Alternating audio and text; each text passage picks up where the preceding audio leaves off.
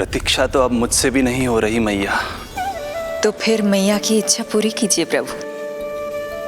जिस क्षण की प्रतीक्षा मुझे इतने वर्षों से थी, बस अब वो निकट है।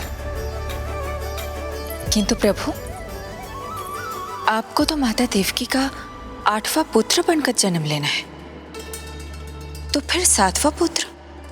धीरज रखिए, धीरज। आपको तो ज्ञात ही है, मेरे यहां देर है, अंधेर नहीं। मैं यहाँ तुम दोनों पर आश्रित हूँ यशोदा। भोजन, सुरक्षा, परिवार का अपनापन सब कुछ दिया है तुमने मुझे, किंतु मेरा दुख मुझे एक क्षण भी चैन लेने नहीं देता। मेरे स्वामी और बहन देवकी कितने ही वर्षों से कंस की काल कोठरी में बंदी है। दिन रात नियति के श्राप को सहन करने के अतिरिक्त और कोई उपाय नहीं है उनके पास। ऐसे में मैं सुख की सांस कैसे लूं? कीर्तिमान की हत्या के बाद मेरी सुरक्षा के लिए मेरे स्वामी ने मुझे यहां भिजवा दिया, चुपचाप। किंतु मेरा हृदय तो वही छूट गया यशोदा। इससे तो अच्छा होता कि मैं भी उसी कारागार में होती, मेरे स्वामी और बहन देवकी का दुख तो साझा कर पाती। अपनी 6 संतानों को कंस के हाथों मृत्यु के गोद में जाते देखा है उन्होंने। अब तो मुझे उस क्षण की कल्पना से भी डर लगने लगा है, जब देवकी अपने 7वें पुत्र को अपने गर्भ में धारण करेगी। भय से भविष्य नहीं टलता, होनी होकर ही रहती है। समय बीता और देवकी के गर्भ में 7वें पुत्र का आगमन हुआ। क्या इसका भी भविष्य वही होगा जिसके भाइयों का हुआ था? इस बंदी गृह की दीवारें, प्रत्येक ईंट, प्रत्येक पत्थर, यहां तक कि यहां की वायु भी उस कंस की बंदी है। अब तक तो उसे सूचना भी मिल चुकी होगी। वो निर्दयी, क्रूर प्रतीक्षा कर रहा होगा कि कब तुम्हें प्रसव हो और कब उसकी तलवार हमारे नन्हे शिशु, हमारी 7वीं संतान का रक्त पिए।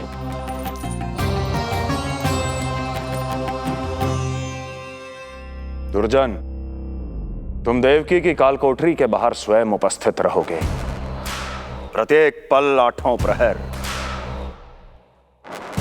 जैसे ही शिशु पहली श्वास ले, तुम मुझे सूचित करोगे। अवश्य महाराज, आज्ञा दें।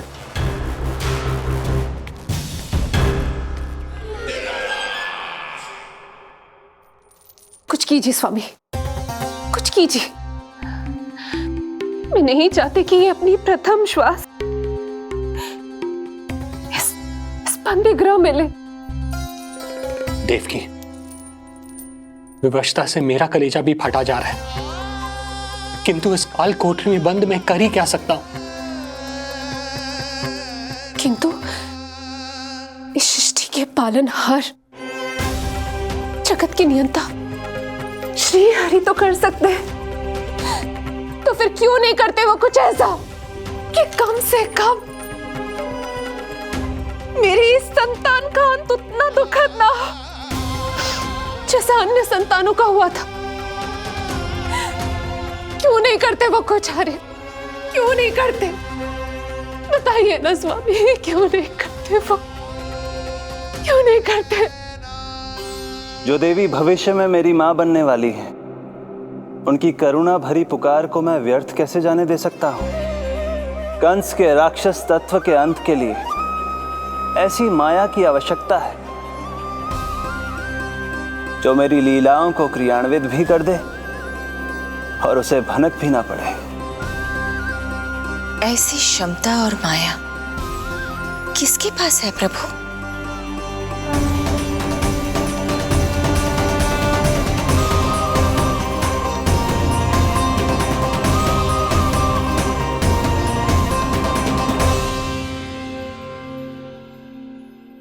ओम नमो आकर्षिणी ज्वालामालिनी, ओम नमो भगवती क्लेशनाशिनी।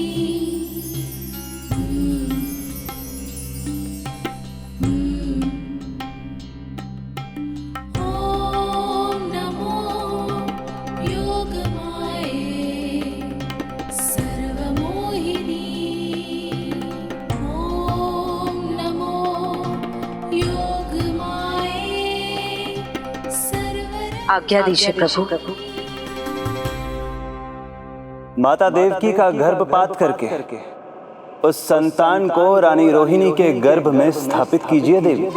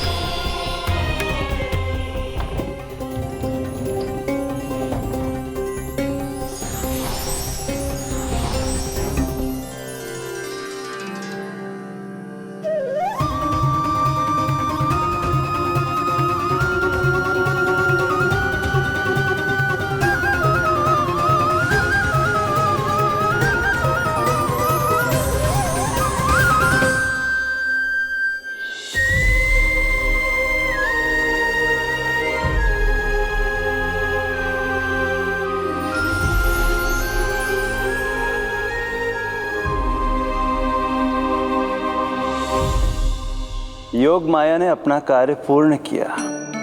सुबह सूर्य की रश्मियां देवी रोहिणी को ऐसा संदेश सुनाएंगी जिसे सुनकर वो प्रसन्नता से झूम उठेंगी।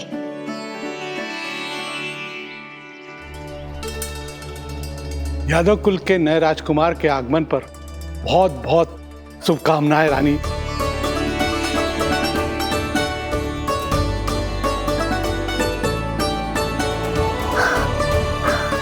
यशोदा, मैं माँ बनने वाली हूँ। यशोदा, सुना तुमने? चिच्ची, मैं माँ बनने वाली हूँ। मैं माँ बनने वाली हूँ यशोदा। अरे संभाल के जीजी चित्कार कर रही हो। बधाई हो जीजी, बधाई हो, बहुत बहुत बधाई हो।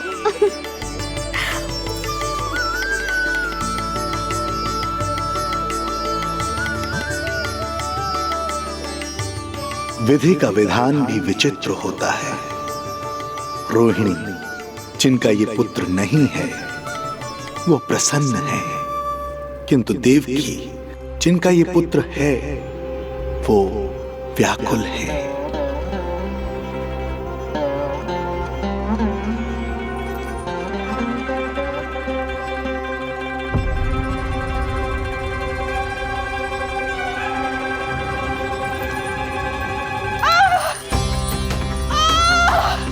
क्या हुआ देवकी? तुम ठीक तो हो? स्वामी, स्वामी मेरा पुत्र, स्वामी हमारा पुत्र चला गया स्वामी, हमारा पुत्र चला गया। धीरज धरो देवकी, संभव है यही श्री हरि की इच्छा हो। किंतु मैंने उनसे ये तो नहीं मांगा था ना स्वामी। मैंने कहा था हमारा पुत्र यहाँ श्वास न ले, इसका ये अर्थ नहीं था। क्यों किया नारायण ने ऐसा? क्यों किया?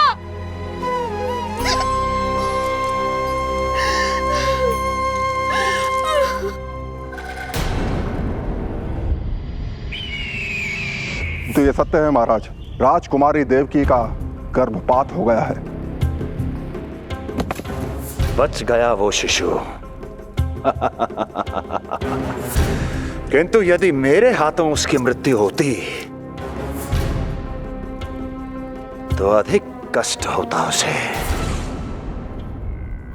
सुख में समय पंख लगाकर उड़ता है। शीघ्र ही रोहिणी के प्रसव का दिन आ पहुंचा और उसने एक स्वस्थ और सुंदर बालक को जन्म दिया।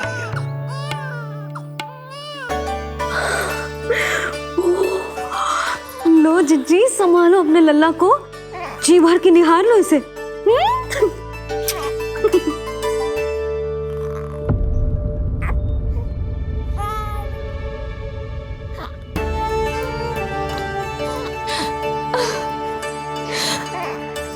मेरा पुत्र राजकुमार।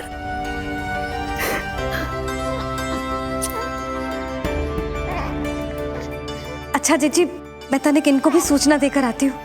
वसुदेव भैया तक भी तुझे शुभ समाचार पहुंचाना है। राजकुमार कौन है?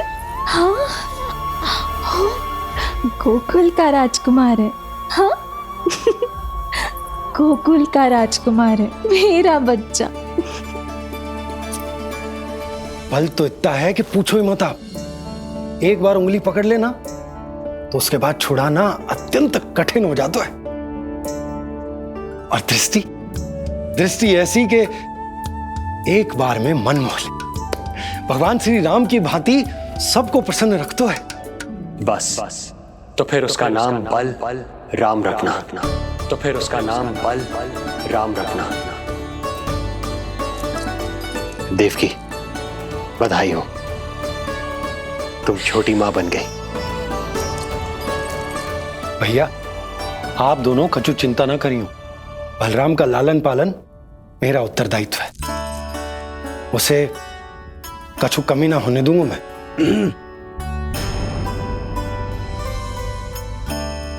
मुझे चलना चाहिए।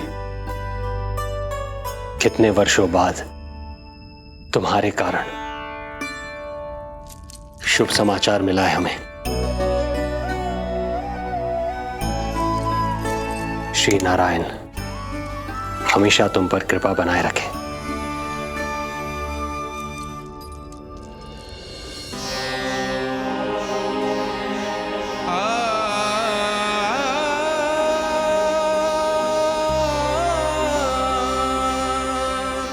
आपको बहुत बहुत बधाई हो स्वामी।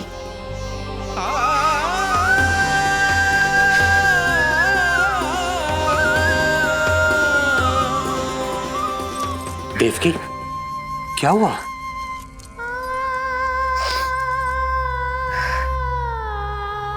कुछ नहीं। रोहिणी दीदी ने हमको वो सुख दे दिया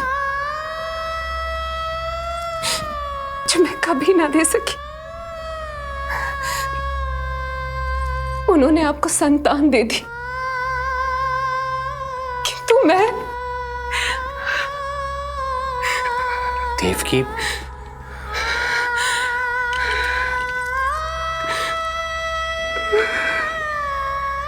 इस समय जो व्यथा माता देवकी की है, वही पीड़ा माता यशोदा की भी है।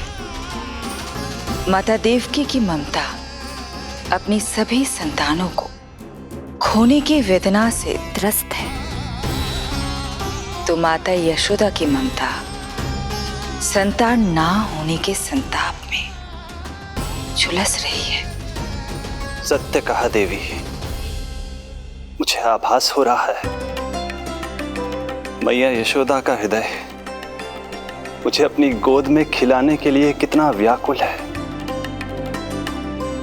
सच्ची श्रीहरि, सच्ची मैं प्रसन्न हूं मैं कि आपके आशीर्वाद से रोहिणी जी को इतना प्यारा लल्ला हुआ है।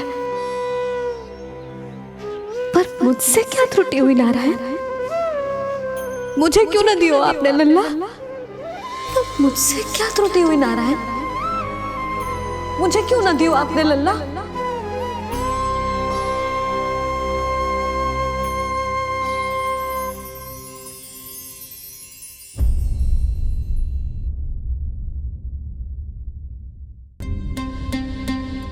मुझे आपसे भय लग रहा है।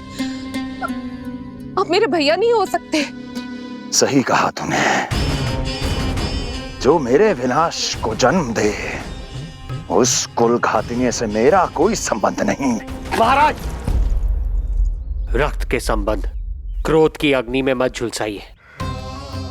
जिस बहन को आपने बचपन से आज तक इतना प्रेम दिया, क्या वो आपके विरुद्ध किसी षड्यंत्र में सहायक हो सकती है? भला हमारी संतान आपका विनाश क्यों करेगी? अपनी नवविवाहित बहन पर कृपा कीजिए महाराज। अपने पुरुषार्थ से आपने कितने असुरों को युद्ध में पराजित किया है। आज वो सब दरबारी बनकर आपकी सेवा करते हैं। हे महापराक्रमी कंस, यदि वो मायावी असुर आपको हानि नहीं पहुंचा पाए, तो ये आपकी बहन आपका क्या बिगाड़ सकती है? दया कीजिए महाराज, दया कीजिए। आप बीच में मत पड़िए कुंवर जी। सुना नहीं क्या? इसकी 8वीं संतान मेरा वध करेगी। जब मां ही नहीं बचेगी, तो 8वीं संतान के जन्म का तो प्रश्न ही नहीं उठता। यदि ऐसा है तो आप मुझे मार दीजिए। जब मैं ही जीवित नहीं रहूंगा, तो देवकी की संतान होने की संभावना ही समाप्त हो जाएगी। अपने बहनोई की हत्या का पाप मैं नहीं कर सकता। सच्ची श्रीहरि, सच्ची मैं प्रसन्न हूं मैं कि आपके आशीर्वाद से रोहिणी जी को इतना प्यारा लल्ला हुआ है। पर मुझसे क्या त्रुटि हुई नारायण? मुझे क्यों न दियो आपने लल्ला? मुझसे क्या त्रुटि हुई नारायण? मुझे क्यों न दियो आपने लल्ला? अब तो माता देवकी की 7वीं संतान का भी जन्म हो गया है प्रभु। अब आपके अवतार लेने में किस बात की देर है? यशोदा, ले आओ। तुम यहाँ आओ और मैं पूरे घर में ढूंढतो फिर रहा हूं। पता चला तुमने सुबह से कछु ना खाए हो। चलो कछु खा लो, आ जाओ। कहीं ना जा रही मैं।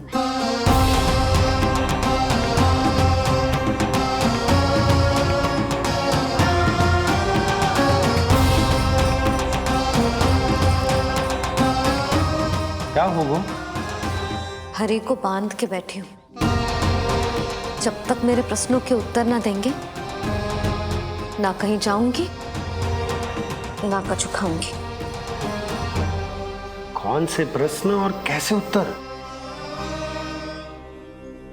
गोकुल की प्रत्येक स्त्री को ममता का वरदान दिया है आपने, तो नारायण, मुझसे ऐसा कौन सा अपराध होगा कि आपने मुझे अभी तक इस सुख से वंचित रखा है।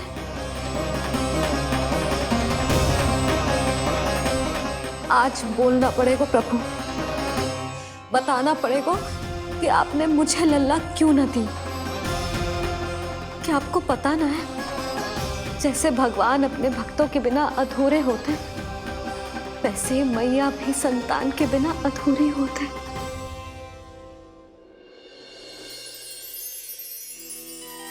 साचा सुमिरन सबसे हरि को, साचा है हरि नाम, जिनकी कृपा से बन जाते हैं सबके बिगड़े काम।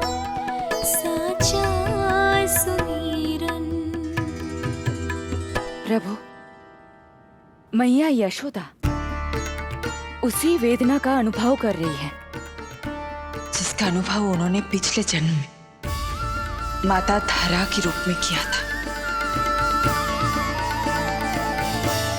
आपका कथन सत्य है देवी। अब मैया यशोदा को उनके कष्ट से मुक्ति दिलाने का समय आ गया है।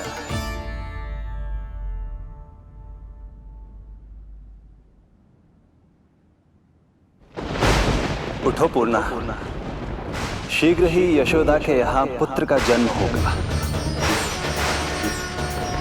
नक्षत्रों की गति से उत्पन्न संकेतों को देखो।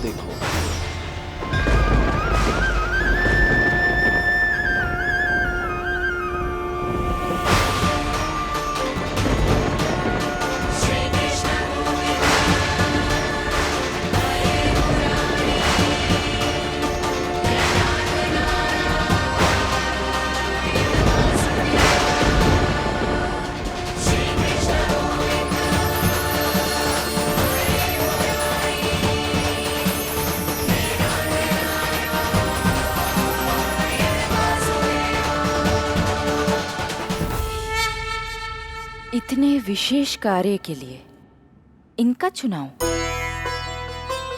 ये देवी कौन है प्रभु? ये मेरे भविष्य में होने वाले गुरु महर्षि संदीपनी की माता हैं देवी। अपने ज्ञान के कारण गोकुल वासियों की श्रद्धेय हैं। यदि मेरे आगमन की सूचना मैया यशोदा को ये देंगी तो ही मैया विश्वास करेंगी।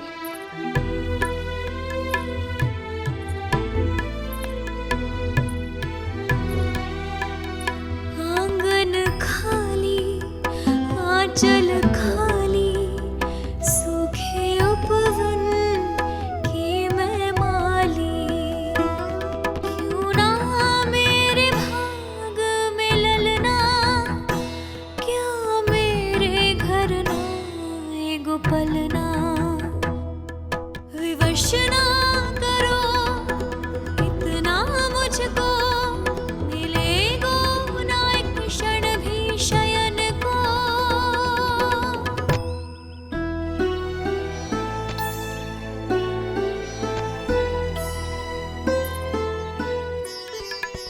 मैं जिसे सुलाऊं जो मुझे जगाए, प्रभु दे दो ना वरदान।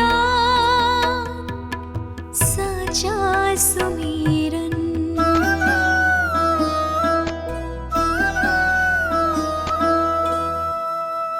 मुख पे ना मेरे जब तक ममता की मुस्कान खिलेगी, तुमको भी न तब तक भोग में तुम्हारी अति प्रिय खीर मिलेगी।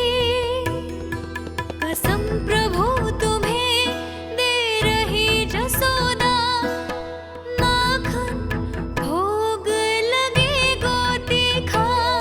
इस दुखियारी की विनती का रखोगे जो नाम। साचा सुमिरन सबसे हरि को, साचा है हरि नाम। जाते हैं सबके बिगड़े काम, साचा सुमीरन।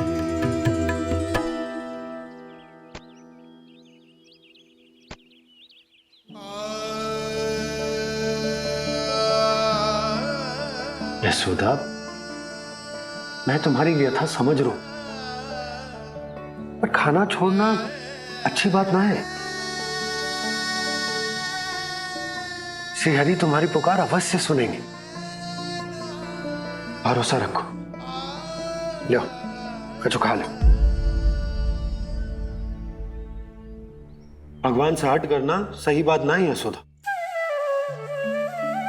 भूखे प्यासे रहे प्राण देने हैं क्या? यशोदा,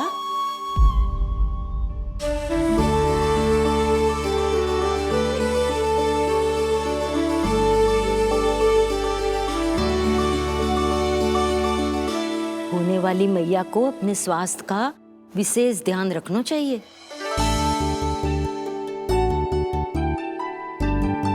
खाना खा, भौचक देखती मती रहे, विश्वास कर। नक्षत्रों की गति देखी है मैंने। पूर्णा मौसी, क्या सच्ची? आप सच्ची कह रही हो ना? भाद्रपद माह की अष्टमी तिथि को रोहिणी नक्षत्र में, जब सूर्य सिंह राशि का होगा और चंद्र वृषभ राशि का, तब मध्य रात्रि तेरे लल्ला का जन्म होगा।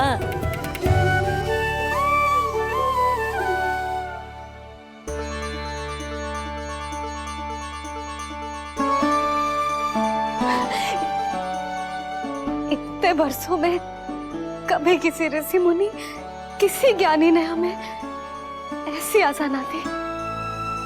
आज पहली बार हमें इतना स्पष्ट आश्वासन मिलो है। बहुत बहुत धन्यवाद आपका पूर्णा मौसी, बहुत बहुत धन्यवाद।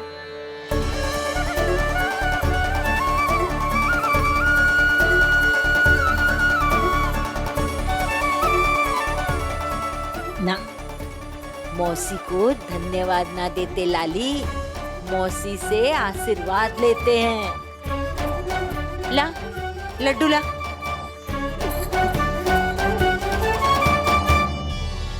खा।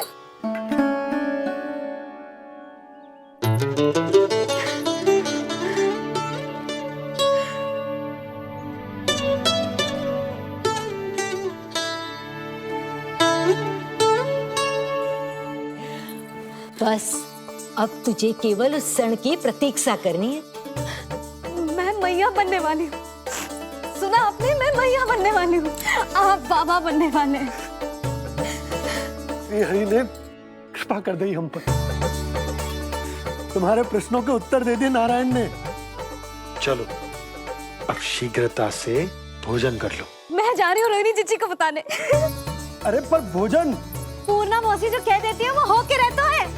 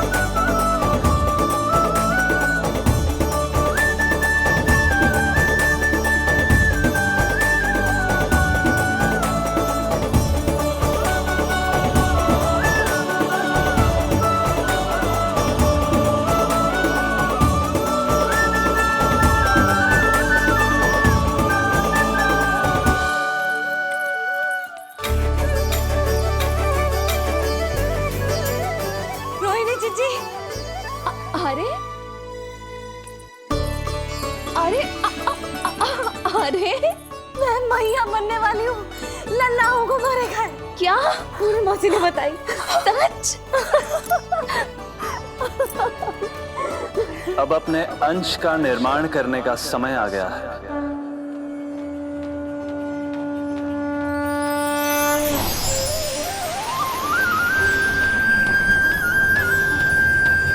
वसुदेवसुतं देवं कंसचाणूरमर्दनम्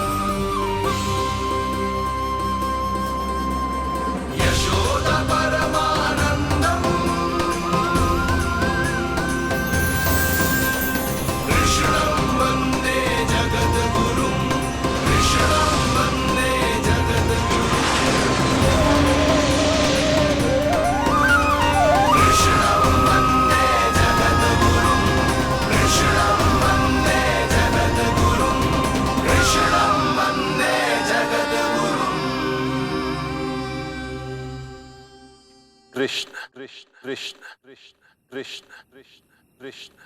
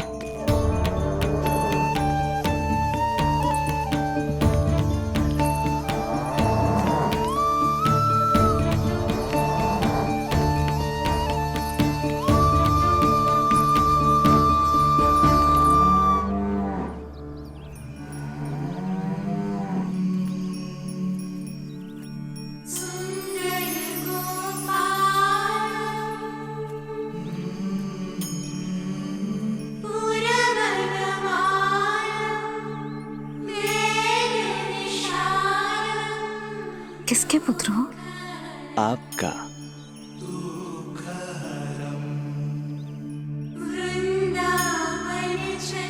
आपकी गोद में शीघ्र ही खेलने के लिए मैं आतुर हूं मैया। कछु विचित्र लग रहा है। कौन हो तुम?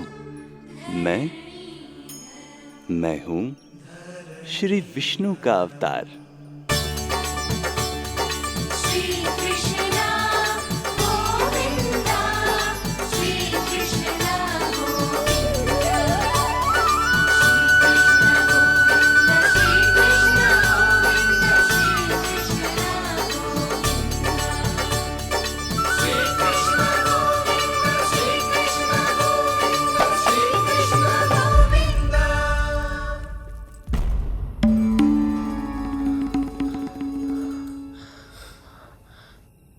मैंने अभी एक स्वप्न देखा।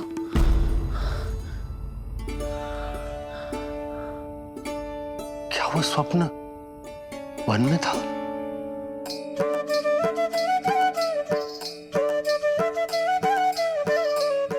क्या मैं सत्य में श्रीमन नारायण की मैया बनने वाली हूँ?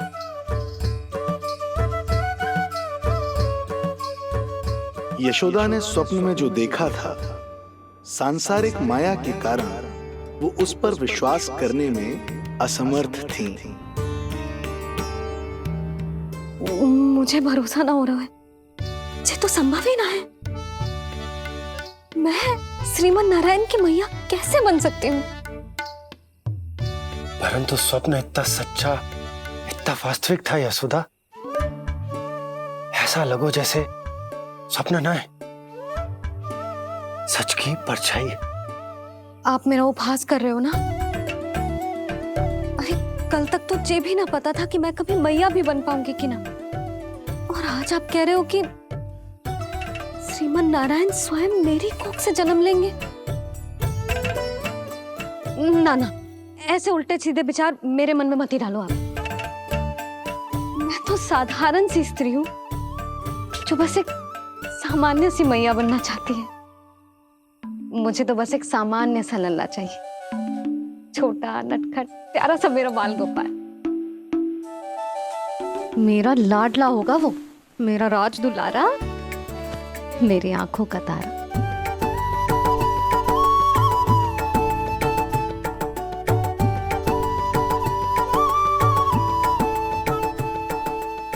मैया यशोदा और बाबा नंद का वात्सल्य प्रेम इतना अधिक था कि उनका मन इस अद्भुत घटना पर विश्वास करने को तैयार ही नहीं था।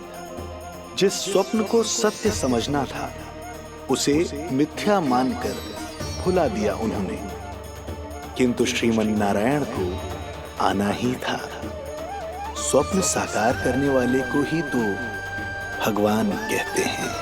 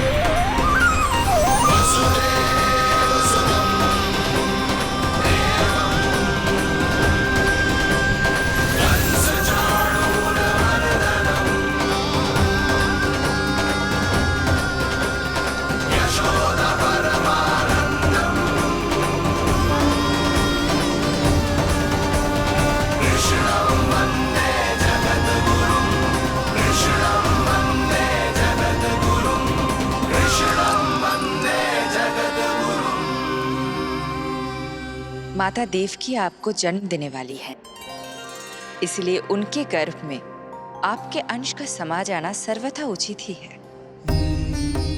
किंतु मैया यशोदा के हृदय में आपने अपने अंश का एक भाग स्थापित किया है। इसका अवश्य ही कोई ना कोई कारण होगा। मेरे अंश के ये दोनों भाग तन और आत्मा हैं देवी। माता देवकी मेरे तन को जन्म देंगी, किंतु मेरी आत्मा का जन्म मैया यशोदा के हृदय से होगा। जब मैया प्रथम बार मुझे अपने हाथों में थामेंगी, मेरे अवतार की आत्मा और तन एक दूसरे से जा मिलेंगे और तभी मेरा अवतार पूर्ण होगा। मैं और यशोमती मैया एक दूसरे के साथ हृदय से जुड़ेंगे। इसीलिए समस्त संसार में हम दोनों की जोड़ी एक माता पुत्र की अद्भुत जोड़ी के रूप में जानी जाएगी।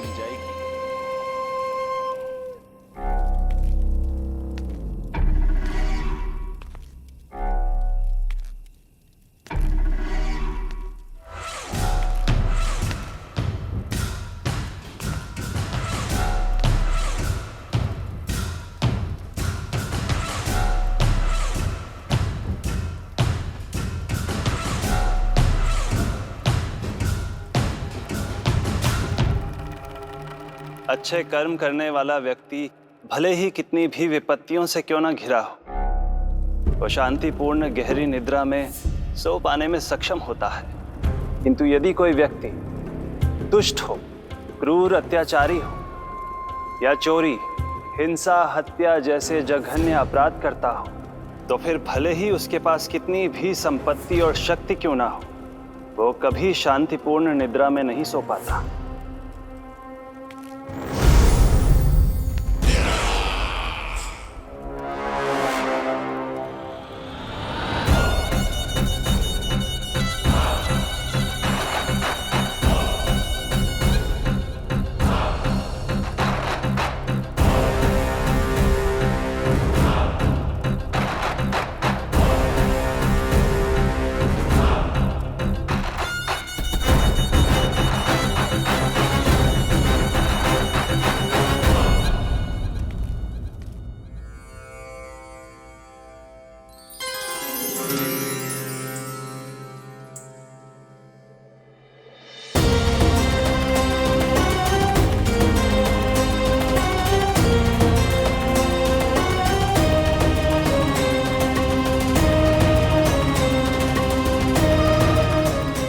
अब आप अपने अंश का निर्माण कीजिए देवी, ताकि जब मैं माता देवकी के 8वें पुत्र के रूप में अवतार लूं, तो आप भी मैया यशोदा की पुत्री के रूप में जन्म ले पाए।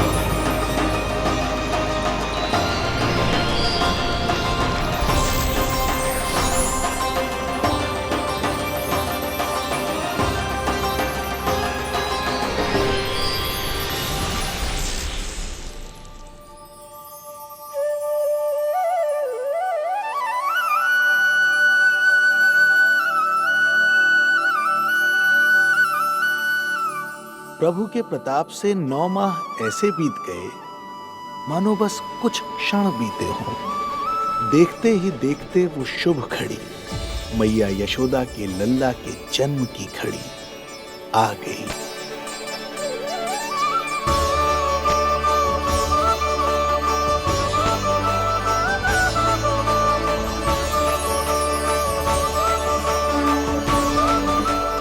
भाद्रपद माह की अष्टमी तिथि।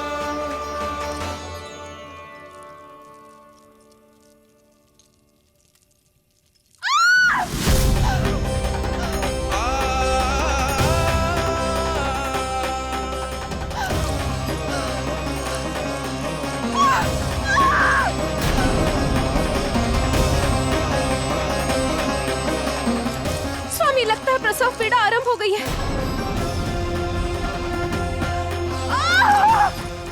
देवकी, संभालो अपने आप को, धीरज रखो। जी यशोदा, दाई माँ।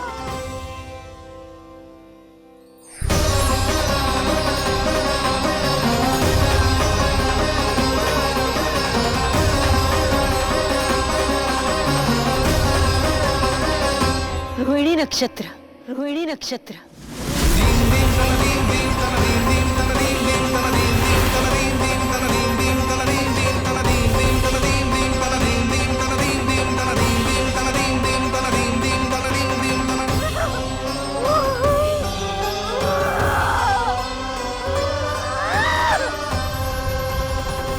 सूर्य सिंह राशि में और चंद्र वृषभ राशि में। यही तो है अधर्म के विनाश और धर्म की स्थापना का संकेत।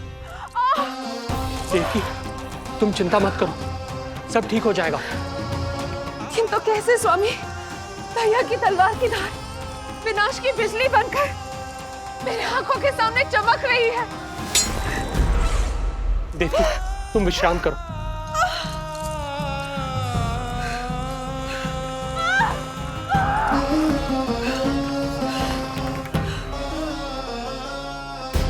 दुर्जन, जाओ फिर से देखो, मुझे पल पल का समाचार चाहिए।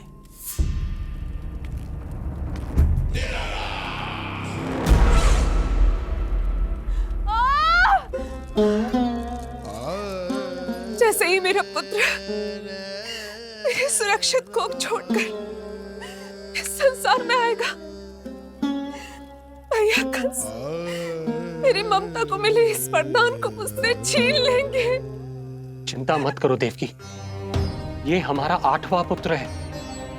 यदि हमारे जीवन में कंस के दिए दुखों की धूप है, तो श्री हरि की भक्ति की छाया भी है। आकाशवाणी का स्मरण करो। आप स्मरण कीजिए, कितनी क्रूरता से भैया ने हमारी सभी संतानों का जीवन प्रारंभ होने से पहले उनको नष्ट कर दिया। मुझे भय लग रहा है कहीं मैं इसे भी ना खो दूं।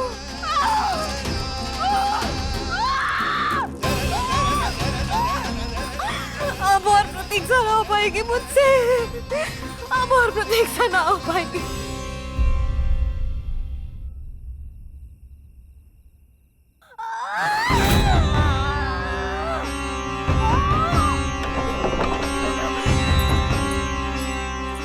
हम यशोदा को खो देंगे नंद भैया।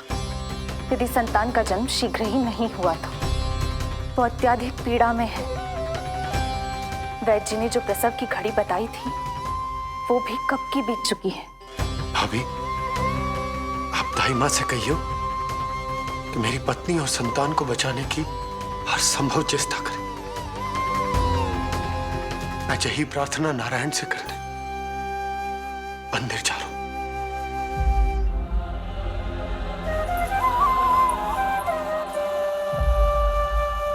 प्रभु, मैया योग माया को जन्म क्यों नहीं दे रही है?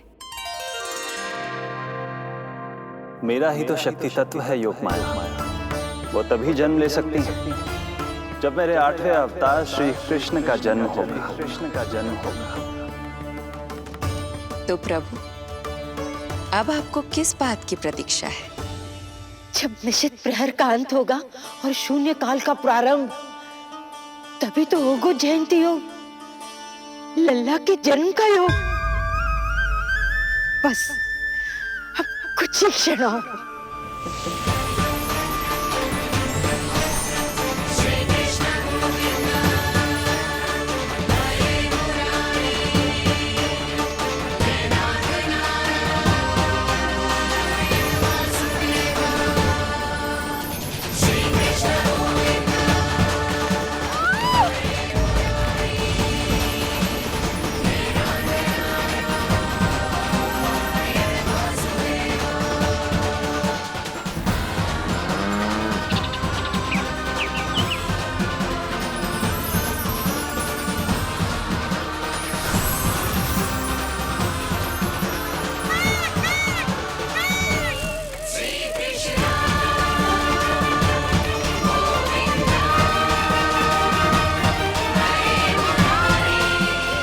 इस युग की सबसे शुभ घड़ी आ गई। प्रारंभ हो गया दिव्य शून्य काल।